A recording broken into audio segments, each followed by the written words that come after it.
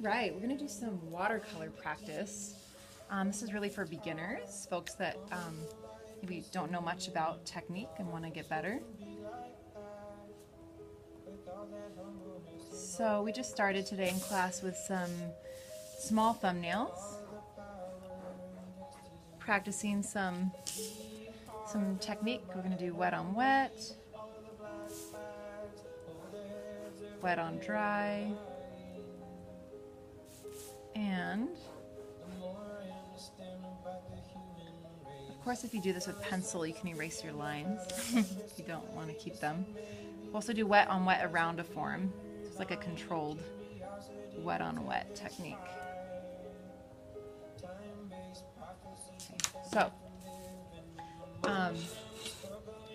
the first one here, that's wet on wet. I'm going to get the whole space wet, just with water. My water's a little dirty. I've been using it all day, but we're gonna get that wet there, and then pick just one color. I'm gonna go ahead and go with the blue. This is how watercolor artists create skies in their landscape paintings. You apply opaque. Now when I say opaque, that just means more concentrated pigment to water along the top. And then use some gravity to actually pull the pigment down. The more water you add, the more of a tint.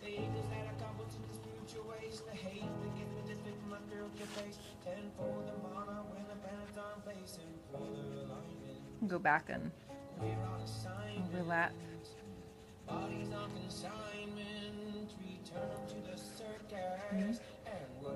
Now, if you were to try to go back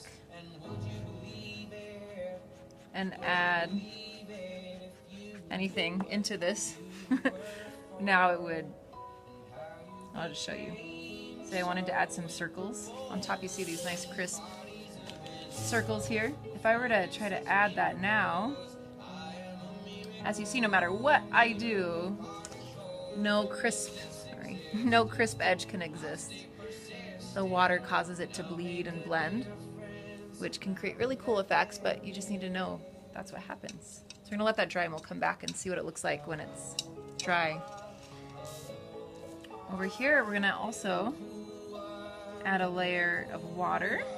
We're gonna pull the water down and around the form to kind of control, create a crisp edge. Our goal is to create a crisp edge in this form. So for example, watercolor artists that are doing landscape might draw in the trees and the shapes of what's in the foreground. But they would only paint the sky, in a certain spot and not go over the edge. So as you see in this example here, I've got a analogous yellow to yellow, orange to orange. I'll go ahead and repeat that. You want to label all of your little studies with what color scheme you are using. So we practice color schemes. We've got analogous. This is starting as analogous with the background, but we'll talk about double complements, and we'll turn it into a double complement color scheme. So I'm pulling the pigment, actually pushing, I guess, pushing this way into the water, and then over here you see that the pigment's only going where the water is.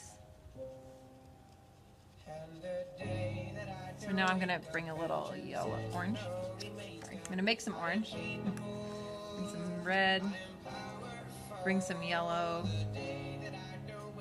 I mean, you can use the orange from the palette, but you can also mix your own. I'm going to start this in the bottom here. And you can use gravity as much as you want to pull your gradients around.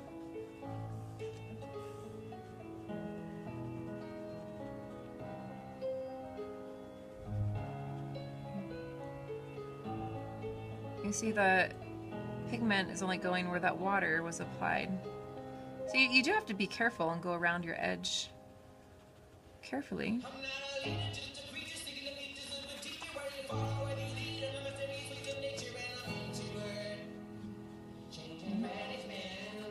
gonna let that dry and we'll come back to it. This wet on dry, we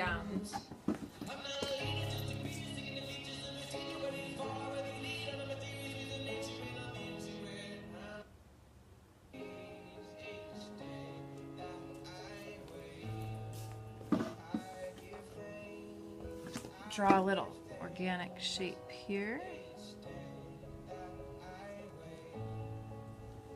You can draw whatever you want, really, but the idea is that we're practicing wet on dry. So if I use red or reddish orange, I'm mixing a fair amount of my color I'm using.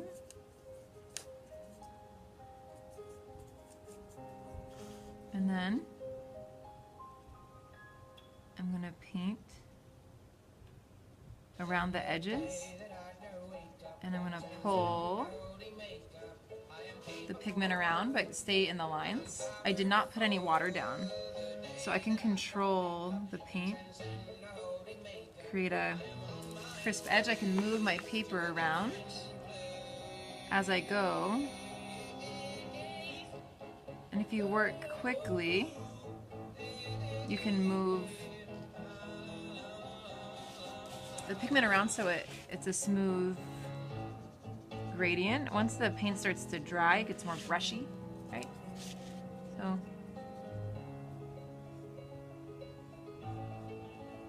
a student in class today also experimented with taking the paper towel and stamping sorry, just got done with ceramics. Stamping the pigment, letting it dry. You see how it picks it up, but it also leaves a little texture too.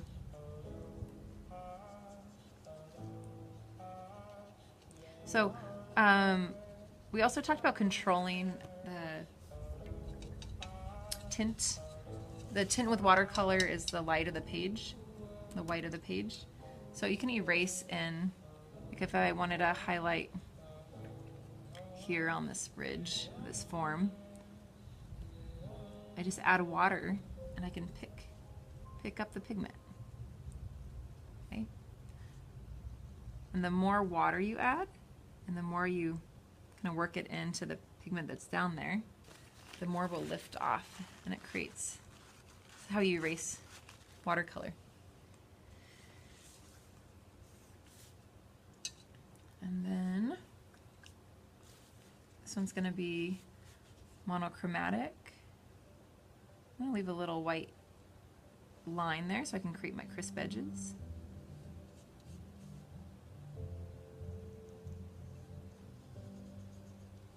Welcome to Talks at GS. Okay. I'm delighted to be able to join I'll put the music here. CEO of Rent the Runway. Jen founded Rent the Runway with a Harvard Business School classmate and twice in 2009. Nearly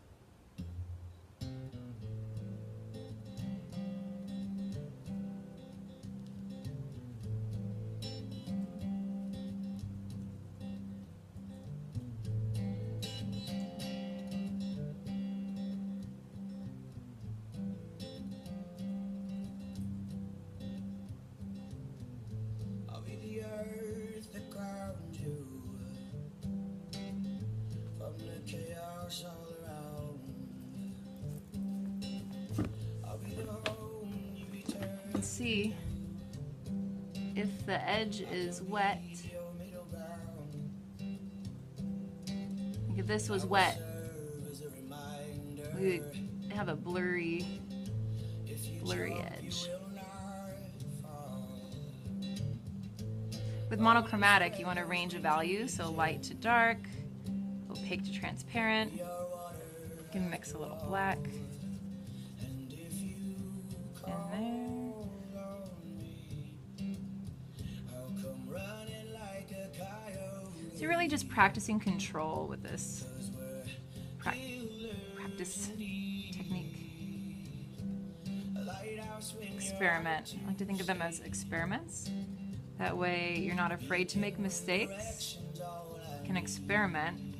Really, you're just getting information about how to manipulate the material to control it. Okay. And then maybe even a darker shade down here in the corner. So wet on dry allows you to create nice crisp edges. Now that this is dry, I can come back and layer another color on top. I'm gonna go for analogous, so if I use some yellow on the blue, running out of palette space there. If I do some yellow circles, as you see, the yellow on top of the blue, because watercolor is transparent, makes it look green. And I have crisp edges because the background was dry. So it's like I'm doing wet on dry on top of the wet on wet background. So we have some overlapping. And then to end this video, I don't want it to get too long, just maybe 1 more minute. Double complementary color scheme. I've got yellow, I've got orange, so if I use purple and blue on my sphere here, just